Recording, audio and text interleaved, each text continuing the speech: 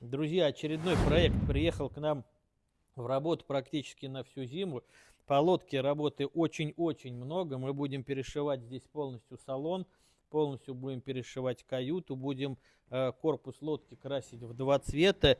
Днище будет черное, верх будет красный, салон будет тоже в красно-белых, по-моему, тонах. Будем здесь менять лобовое стекло. Я думаю, с этими панельками тоже что-нибудь придумаем. Делать техническое обслуживание мотору. Ну и к сезону эта лодка будет полностью готова к эксплуатации.